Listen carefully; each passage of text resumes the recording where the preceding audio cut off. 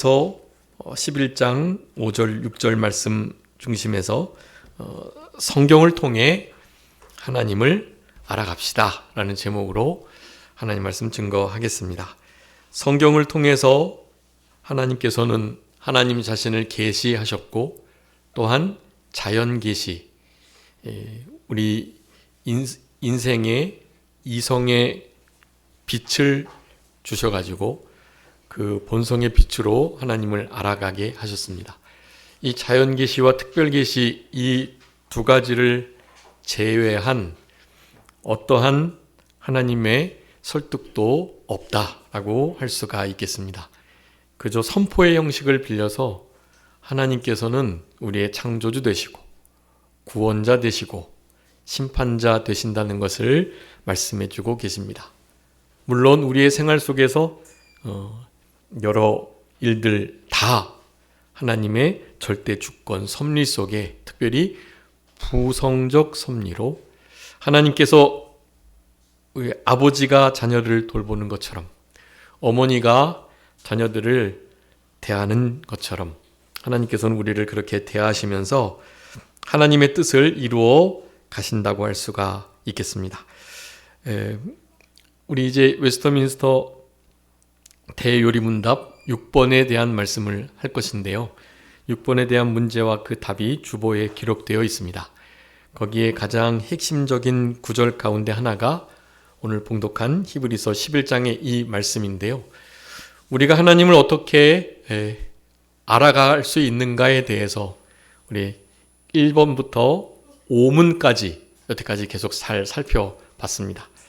그 말씀을 기준으로 이제 앞으로는 90문까지 하나님이 도대체 어떤 분이신지 그리고 우리가 하나님의 어떤 면을 어떻게 믿어야 할 것인가에 대해서 말씀해 주고 계시는 거고 91문부터 마지막 196문까지는 거기 두 번째 우리가 이제 살펴보았던 것처럼 하나님은 어떤 분이시고 하나님을 어떻게 잘 섬겨야 할 것인가에 대한 말씀을 90문까지 했다면 91문부터는 실제로 하나님께서 우리에게 요구하시는 바, 지금 마침 공교롭게도 우리 이렇게 오전 예배 끝나고 점심시간에 우리 사도신경을 이렇게 공부하고 있고 우리 이제 청년부 예배 때 이 프리셉트에서 나온 그 하나님 마음에 합한 시리즈 중에 이제 첫 번째 1권이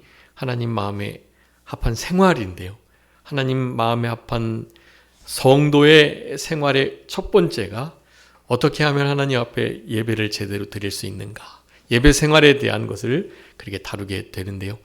예배를 우리가 드리는, 그래서 우리의 예배를 받으시는 그 대상이 어떤 분인지 그것을 우리가 분명히 알아야 하는데 그것을 이제 앞으로 우리 웨스터민스터 대요리문답 90문까지 잘 배우게 될 것입니다. 오늘 6문부터 7, 8문까지 그 서론 형식을 띠고 있는데요. 그 서론 안에 나와 있는 하나님이 어떤 분이신가를 성경을 통해서 우리에게 나타내 주셨는데 그 하나님이 어떤 분이신가를 아주 구체적으로 이제 살펴보게 될 것입니다. 따라서 오늘 본문과 같은 제목을 그렇게 찾아볼 수 있는 것입니다. 여러분, 우리가 하나님을 알아갈 때 우리 신앙의 경험, 체험적으로 알아가는 것이 너무나 중요하고 필요합니다. 그런데 그것도 중요하지만 그와 같은 경험과 체험을 통한 하나님을 알아감의 그 기준과 시금석, 그것이 바로 우리가 들고 있는 신구약 66권 하나님의 말씀인 성경이라고 할 수 있는 것입니다. 그래서 성경을 늘 마음에 두시고 눈 앞에 두시고 성경을 일정한 음식 하루 3끼 드시는 것보다 훨씬 더 소중하게 여기시면서 우리가 꼭 먹어야 할 약들 있잖아요. 이제 보통 60세 넘어가시면 다 반드시 약을 하나씩은 꼭 드시는 것이 일반적이라고 할 수 있겠습니다. 몸이 많이 나쁘지 않으셔도 비타민, 종합 비타민 제제들 이런 것들은 잘 드시니까요. 우리 아버지 같은 경우는 이제 항암을 하고 계시기 때문에 거의 약을 많이 드십니다. 많이 드시고 그것을 빼먹으면 그러면 진짜로 이렇게 몸에 큰 이상이 나타날 정도로 그 약이 실제로 아주 중요한 역할들을 하고 있습니다. 여러분, 그런데 그렇게 내 생명의 이 생사 여부가 내가 건강해지나 그렇지 못하는가, 또 병을 잘 이길 수 있는 힘과 능력이 생기는 여부가 사실 그 약에 달려 있긴 한데요. 여러분, 그 약을 귀하게 여기고 약 먹는 것을 생명과 같이 여기고 그 약을 먹지 않으면 채 몇 시간이 되지 않아서 나에게 실제로 이상 반응이 나타나게 되는, 여러분, 이와 같은 일들이요, 영적으로도 동일하게 일어난다는 것을 기억하셔야 되겠습니다. 실제로 성경 말씀을 읽지 않으면 이렇게, 물론 이제 건강하실 때는 당장에는 안 나타나긴 하죠.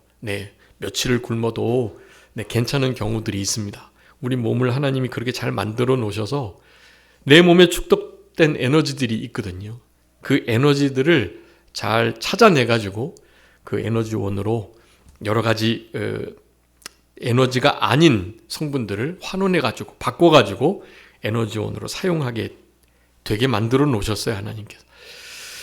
우리가 그동안 어렸을 때 외웠던 말씀, 또 언제까지 내가 쭉 성경 말씀을 읽어왔던 그 성경 읽기에 나의 경건함과 나의 의로움, 나의 신앙의 어떤 바탕들, 여러분, 이런 것들로 어느 정도는 성경 읽지 않아도 버텨나가실 수 있습니다.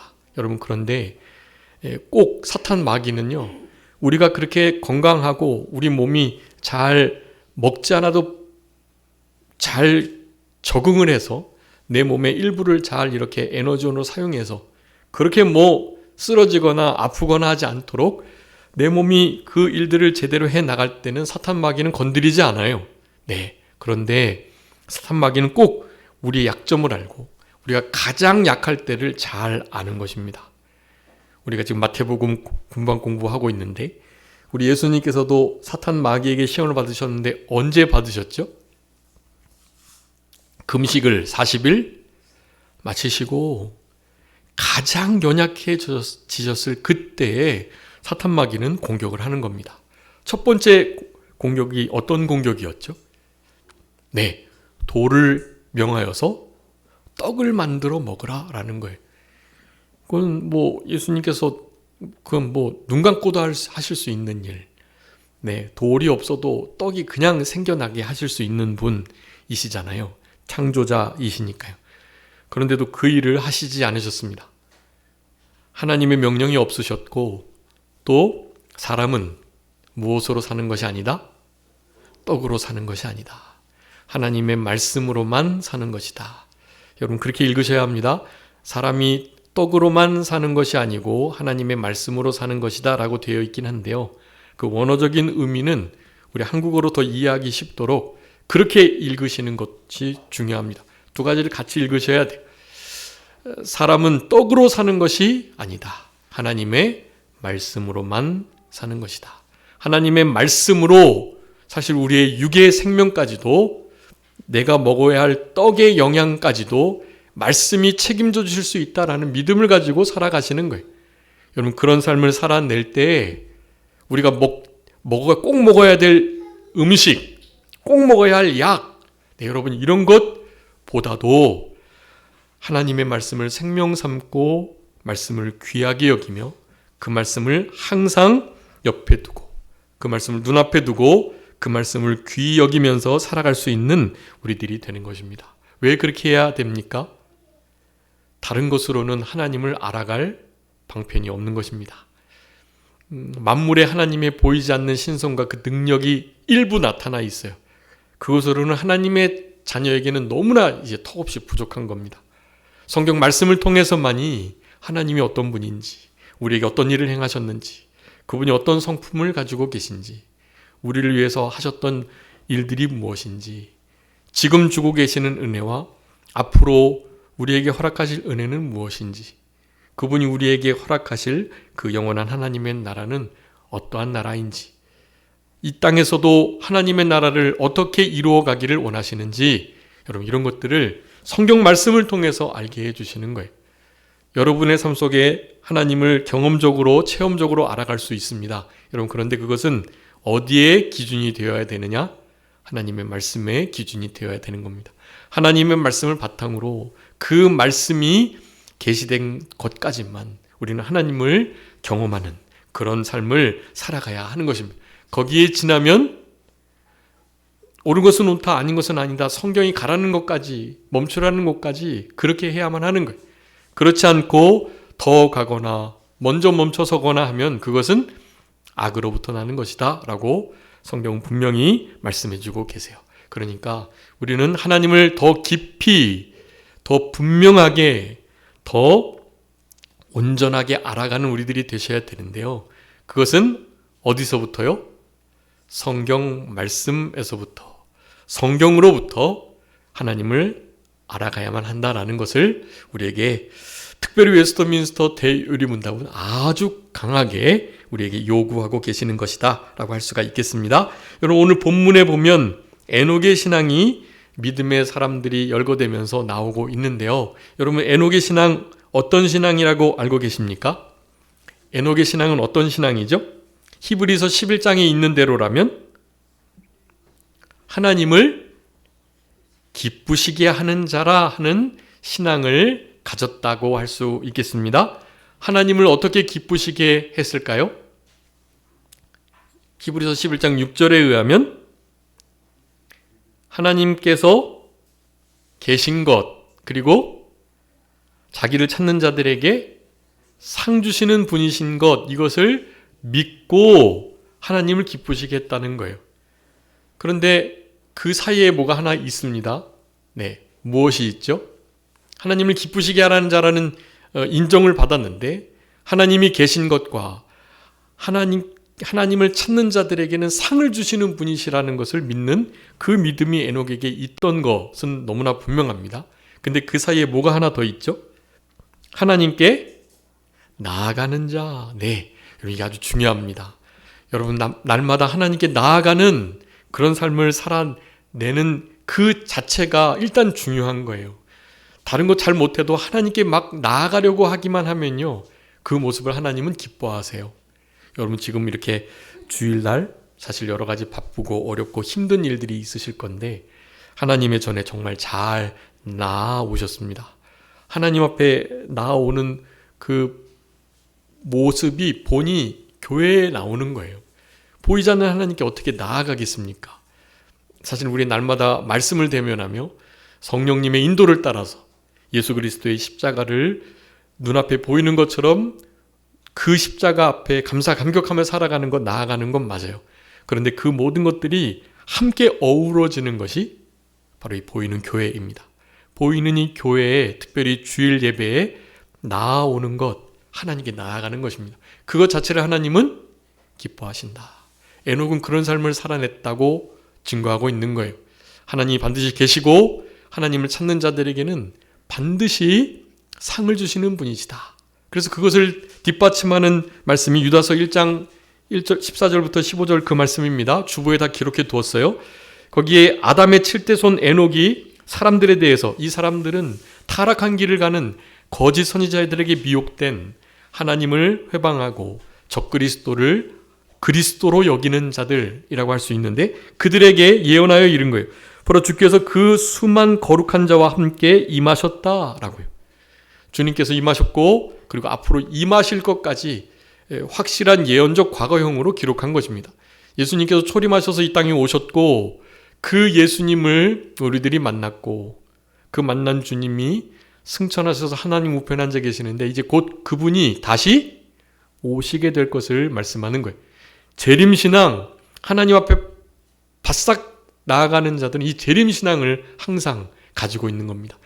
임박한 재림신앙, 이제 곧 오실, 우리가 예배당 문 밖을 11시 예배 마치고 나갈 그때에 주님이 오실 수도 있다라는 바로 그 믿음을 가지고 살아가는 자, 여러분 그런 자들이 하나님이 계시다라는 것을 인정하는 자들의 삶의 모습이다라고 할 수가 있는 거고요. 그런 삶을 살아내니까 무사람을 심판하사 모든 경건치 않은 자의 경건치 않게 행한 모든 경건하지 않은 일과 또 경건하지 않은 죄인들이 주를 거스려 한 모든 악한 말로 말미암아 그들을 정죄하려 하심이라 하였느니라 라고 말씀합니다. 어려운 말들 같지만 다른 거 아니에요. 경건하지 않게 행하는 경건하지 않은 자들을 하나님이 뭐 하신다? 심판하신다라는 것입니다. 심판하는 것도요, 하나님의 심판대, 그리스도의 심판대 앞에 나아가게 될 것을 믿는 것을 뜻하는 거예요. 그러니 그 심판대를 바라보고 그분이 잘하면 상 주시는 분이신 것을 확신하면서 그분이 곧 다시 오셔서 그 큰 백보자 심판을 베풀어 주실 것을 확신하면서 이 말을 지금 하고 있는 겁니다. 그래서 하나님께 나아가는 자, 하나님을 실제로 실존하는 존재하시는, 보이시지 않으시니까 여러분 보이지 않는 공기와 여러 가지 열기와 또 보이지만 너무나 익숙한 물과 여러분 이런 것들 사실 별것 아닌 것으로 여기고 계시겠지만 여러분 그게 얼마나 값으로도 살 수 없는 것들이잖아요. 그것들은. 그러니까 우리가 다 공짜로 이용을 하고 있는 것입니다. 하나님께서 보이시지 않으신다고 존재하지 않는 것처럼 살아가셔서는 안 되는 거예요.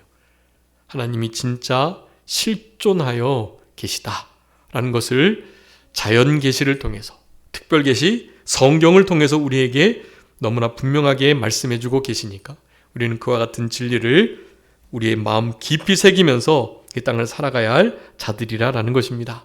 자, 그래서 결론적으로 하나님을 기쁘시게 하는 자로서 이 땅을 살아가도록 우리에게 요구하고 계시는다는 거, 그것을 우리가 분명히 알고 어떻게 하면 하나님을 기쁘시게 할 수 있을까에 대한 것을 우리가 살펴볼 때 하나님이 어떤 분인지를 먼저 알아야 하나님께서 뭘 기뻐하시는 거를 알겠잖아요. 그런 것들을 우리가 이제 웨스터민스터 대요리문답을 통해서 더 깊이 알아가게 되는 거예요. 그리고 나서 그분이 우리에게 구체적으로 이런 것들을 요구하신다. 그 모든 요구를 우리가 이제 대요리문답 후반부에서 우리가 살펴보게 될 것입니다. 자, 그래서 이 모든 것들을 한마디로 정의하자면은요, 우리 창세기 5장에 있는 그 말씀을 우리가 생각해야만 한다라는 것입니다. 자, 우리 창세기 5장 21절 22절 22절 한번 읽어봐 주세요. 창세기 5장 21절 22절. 에녹은 65세에 무드셀라를 낳았고 무드셀라를 낳은 후 300년을 하나님과 동행하며 자녀들을 낳았으며. 아멘. 여러분 이거 정말 중요한 말씀인데요. 에녹이 65세 때 무드셀라를 낳았는데 무드셀라를 낳고 난 다음에 300년을 지냈어요. 그래서 365세에 죽었는데 이 에녹이 결혼을 해가지고 자녀를 낳기 전까지 65년까지는 어떻게 지냈는지 모르지만 그 가정을 이루고 난 다음 그게 더 힘든 거예요. 사실 가정을 이루고 난 다음에 더 믿음으로 살아갔다? 이건 정말 좋은 믿음, 하나님이 기뻐하시는 믿음이다 할 수가 있는데요. 그렇게 65세부터 300년 동안을 하나님께서 증거하고 계시는 말씀이에요. 300년 동안을 어떻게 지냈다고요? 하나님과 동행했다라고 말하는 거죠. 하나님께 늘 나아가서 하나님이 존재하고 계시고 그분께 나아가는 자는 상 주시는 분이시고 잘못하면 준엄하게 책망하시는 경외의 대상, 그 하나님을 어떻게 하면 기쁘시게 할 수 있을까 하는 마음을 가지고 그렇게 살아갔던 우리 에녹이었다라는 겁니다. 그 모든 에녹의 신앙을 한마디로 동행하는 신앙이라고 할 수가 있는 겁니다. 여러분 우리 한 해 우리 산정교회 목표가 무엇이죠? 주 앞에서 주와 함께이죠. 주 앞에서 주와 함께. 코람데오 쿰데오. 여러분, 이 코람데오 쿰데오가 우리 마음에 깊이 각인될 때 동행하는 신앙이 이어지게 되는 겁니다.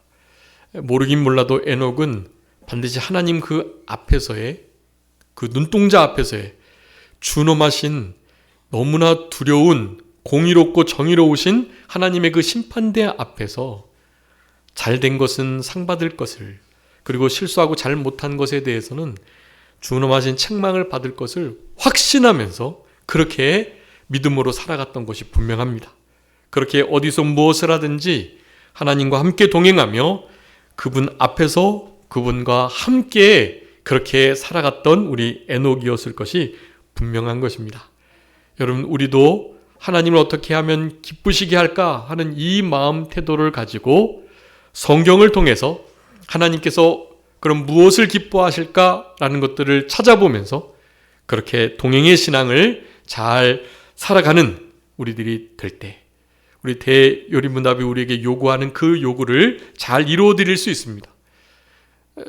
웨스터민스터 대요리문답 6번은 이렇게 우리에게 질문하고 답을 하고 있습니다. 성경을 통해서만이 하나님을 더 분명하고 명확하게 알아갈 수 있다. 그분을 그렇게 섬기며 그분이 기뻐할 수 있는 삶을 살아갈 수 있다라는 것을 분명하게 증거하고 계시다라는 것입니다. 자, 우리 주보 한번 읽어봐 주세요. 6번 문 제가 읽을 거니까 우리 성도님들께서 답을 한번 읽어주시기 바랍니다. 거기 파란색으로 이렇게 기록해두었죠, 두껍게. 제가 먼저 웨스터민스터 대요리문답 6번을 읽겠습니다. 제6문, 성경은 하나님에 대해 무엇을 알려줍니까?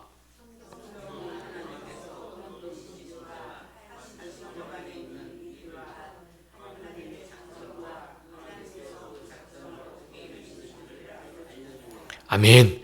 네, 여기 제가 네 줄로 문장을 이렇게 끊어놨습니다.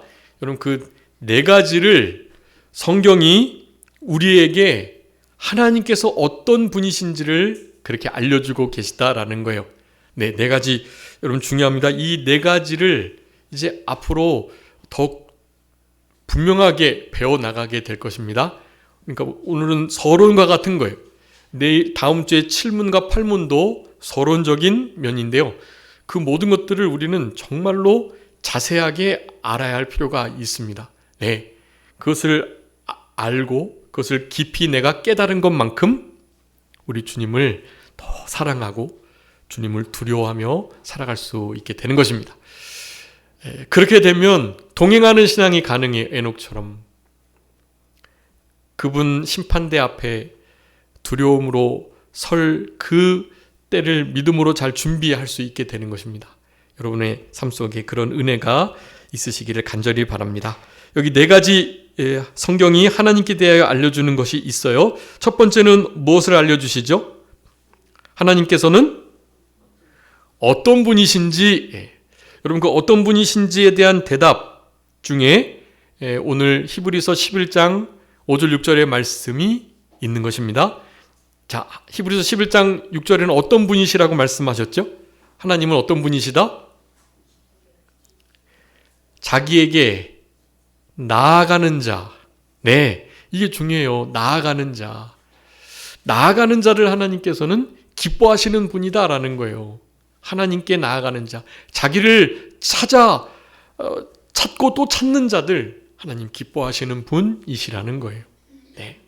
그래서 하나님께 나아가는 자, 곧 그분이 실제로 살아 존재하시는 분이라는 것과 그분께 그렇게 나아가는 자들, 그들을 하나님께서는 너무 기뻐하시고 자기를 찾는 자들에게 뭐 주시는 분이시다? 상을 주시는 분이시다. 네, 히브리서 11장 6절만 해도 하나님이 어떤 분이신지를 그렇게 구체적으로 명확하게 말씀해 주고 계세요. 그런 말씀들이 성경에 마구마구 널려 있습니다. 하나님이 어떤 분이신지를 다 나타내 주고 계시는 거예요. 그 중에 몇 구절만 뽑아 놓은 거예요. 네. 우리 옆에 여기 요한복음 4장 23절 24절도 걸려 있는데요. 우리 주보에도 아마 잘 대충 보셔서 못 보셨겠지만 우리 주보 오전 예배 순서지에 보면 오전 예배 옆에 조그만 글씨로 써져 있죠. 저기 갈색으로 뭐라고 써져 있습니까? 하나님은 영이시니 예배하는 자가 영과 진리로 예배할지니라. 하나님은 어떤 분이신가를 성경에서 말씀해주고 계시는데 히브리서 11장에서는 그렇게, 요한복음 4장에서는 어떻게 해요? 하나님은 영이시다. 영과 진리로, 신령과 진리로 하나님께 예배하는 자를 하나님이 찾으신다. 네, 여러분 지금 우리가 영과 진리로 예배하고 있습니다.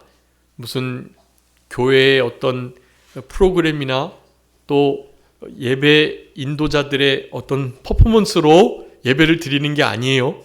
여러분의 중생한 영을 사용하셔서 그 중생한 영이 여러분의 지금 흩어져 있고 분산되어 있고 전심되지 못한 마음을 붙들고 여러분의 마음을 하나님께로 온전히 향할 수 있도록 성령님께서 우리의 중생한 영을 사용해 가지고 우리의 마음과 우리의 모든 전인을 붙드셔 가지고 하나님께 예배 드릴 수 있도록 하고 계시는 거예요. 그 은혜에 우리는 그저 감사하며 자신의 모든 권력을, 자신의 모든 소유를 우리 주님께, 성령님께 이양하셔야 되는 거예요. 이양하시고, 주님, 내가 이 시간에 하나님 앞에 온전히 산제물로, 산제사로 영적 예배를 드리려고 하니까 주님, 저희 예배를 받아주세요.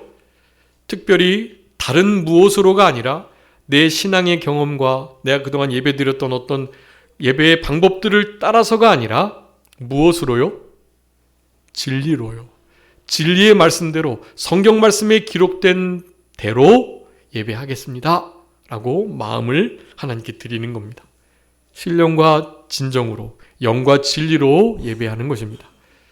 주님께서 우리에게 어떤 일을 이루셨는지, 예수 그리스도의 십자가의 죽으심과 그 부활을 깊이 마음에 되새김하며 지금 우리에게 베푸신 은혜가 얼마나 큰지를 한순간도 잊지 않고 감사하면서, 그런 은혜가 우리에게 넘쳐날 때 사실 그 은혜에 보답하지 못한 내 부족한, 연약한, 죄된 모습들이 드러나게 됩니다. 빛 대신 주님 앞에 가까이 나아갈 때 사실은 우리의 어둡고 더럽고 또 추악한, 그리고 너무나 연약하고 부족한 모습들을 발견하게 되는 겁니다. 예배는 그런 일의 연속인 거예요. 그럴 때 하나님 앞에 부복하고 낮아지고 회개하고 눈물을 흘리며 감사의 감격을, 사죄의 은총을, 감사 감격을 다시 한번 회복하게 해주시는 은혜를 경험하게 되는 겁니다. 그런 일이 선행되지 않으면 예배 가운데 사실은 아무런 감흥 없이 지난주에 드렸던 별 다르지 않은 그런 예배를 그냥 드리고 마는 거예요. 여러분, 성경을 통해서 우리는 하나님이 어떤 분이신지를 분명히 아셔야 됩니다. 히브리서 11장 5절 6절에는 하나님은 어떤 분이시다? 하나님께 나아가는 자, 하나님과 동행하기를 원하는 자, 하나님이 존재하시고 하나님께 나아가는 자에게 상 주시는 분이시라는 것을 확신하면서 하나님을 사랑하는 마음으로 늘 그분 앞에서 그분과 함께 동행하려는 마음을 갖는 자들을 하나님은 기뻐하시는 하나님이시다라는 것을 성경은 우리에게 알려주시는 거예요. 요한복음 4장에서는 하나님은 영이시다.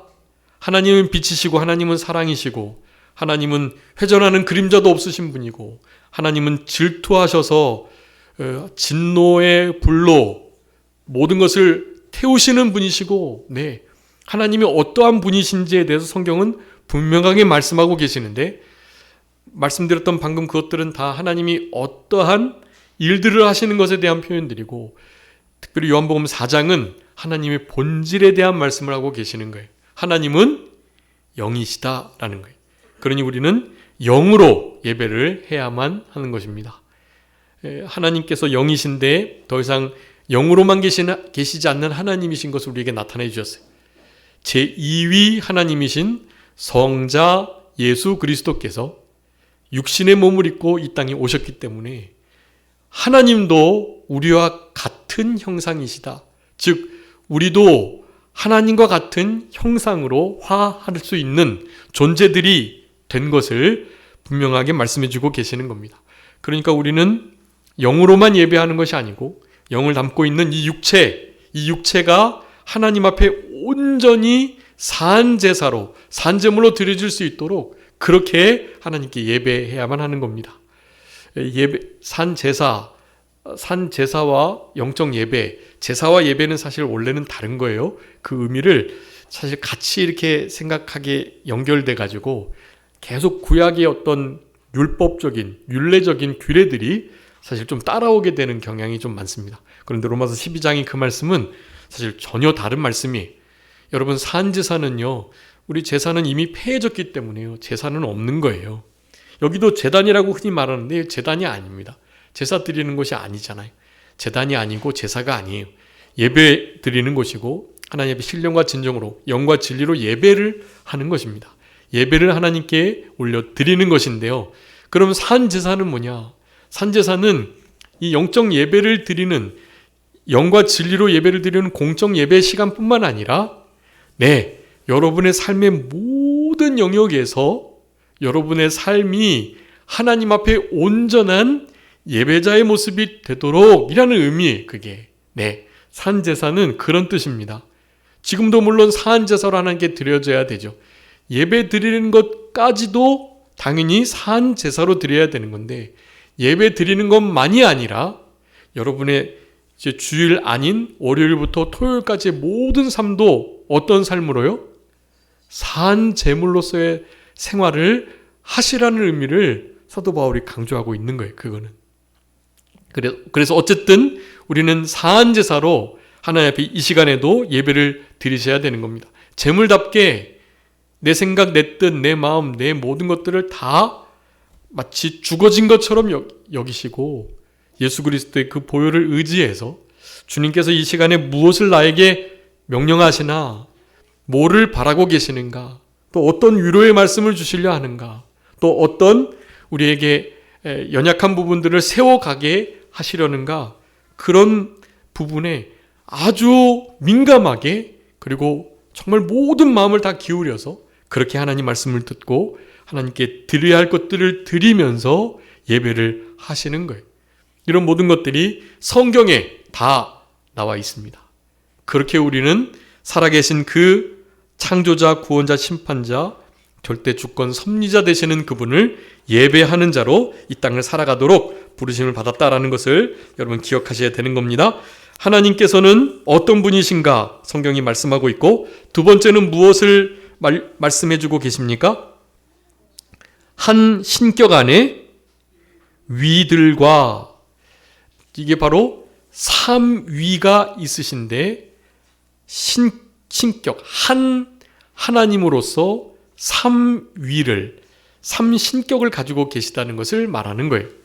그래서 사실은 성부, 성자, 성령 하나님이 하나이신데, 사실은 하나님이 예수님이고 예수님이 하나님이고 성령님이 하나님이고 이렇게까지 말하면 안 돼요.